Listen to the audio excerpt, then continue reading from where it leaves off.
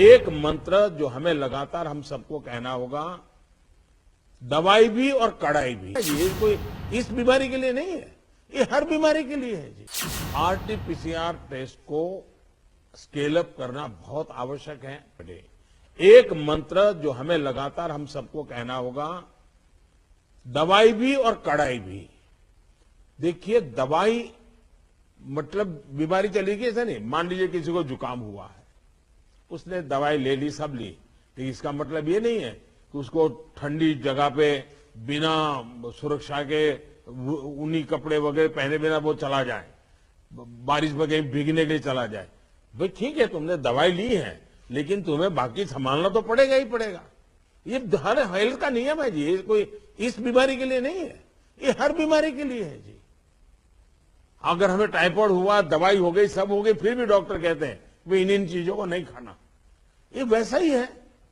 और इसलिए मैं समझता हूं इतनी सामान्य बात लोगों को समझानी चाहिए, और इसलिए दवाई भी और कड़ाई भी, इस विषय में हम बार बार लोगों को आग्रह करें। दूसरा जो विषय मैंने कहा, आरटीपीसीआर टेस्ट को स्केल अप करना बहुत आवश्यक है, ताकि नए केसेस की पहचान तुरंत हो सके।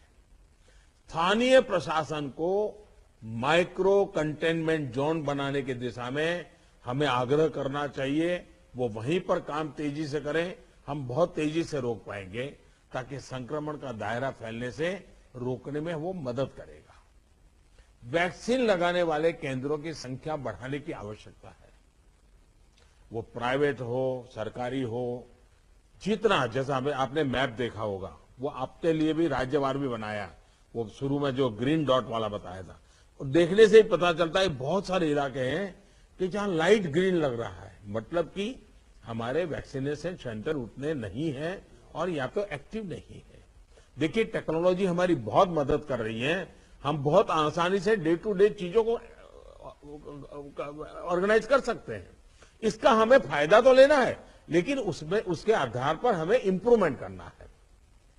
हमारे जितने सेंटर्स प्रोएक्टिव होंगे, मिशन मोड में काम करेंगे, वेस्टेज भी कम होगा, संख्या भी बढ़ेगी और एक विश्वास तुरंत बढ़ेगा। मैं चाहता हूं कि इसको बल दिया जाए।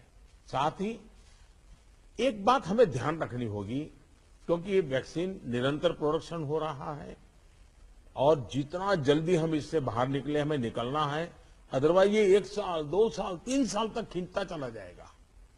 एक मुद्दा है वैक्सीन की एक्सपायरी डेट।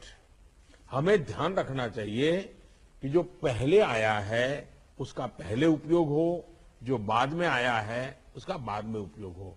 अगर जो बाद में आया हुआ हम पहले उपयोग कर लेंगे तो फिर एक्सपायरी डेट और वेस्टेज की स्थिति बन जाएगी। और इसलिए मुझे लगता है कि अवॉइडेबल वेस्टेज से तो हमें बचना ही चाहिए। हमें पता होना चाहिए कि ये लॉट हमारे पास जो है, इसकी एक्सपायरी डेट ये है, हम सबसे पहले इसका उपयोग कर लेंगे। ये बहुत जरूरी है। और इन सभी बातों के साथ इस संक्रमण के फैलाव को रोकने के लिए जो मूलभूत कदम है, जैसा मैं कहता हूं, दवाई भी और कड़ाई भी।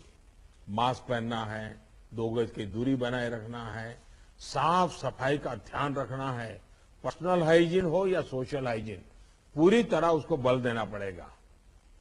ऐसे कई कदम जो पिछले 1 साल से हम करते आए हैं, फिर से एक बार उसको बल देने की जरूरत है। फिर से इस बार आग्रह करने की जरूरत है। उसमें हमें कड़ाई करनी पड़े तो करनी चाहिए। जैसे हमारे कैप्टन साहब कह रहे थे कि हम कल से एक बड़ा कड़ाई करने का मूवमेंट चला रहे, अच्छी बात है। मुझे लगता है कि हम सबने इस दिशा में हिम्मत के साथ करना पड़ेगा। मुझे विश्वास है कि इन विषयों पर लोगों की जागरूकता बनाए रखने में हमको सफलता मिलेगी। मैं फिर एक बार आपके सुझावों का लिए धन्यवाद करता हूं, और भी जो सुझाव है आप जरूर भेजिए। जो हॉस्पिटल के विषय में जो आज चर्चा निकली है, आप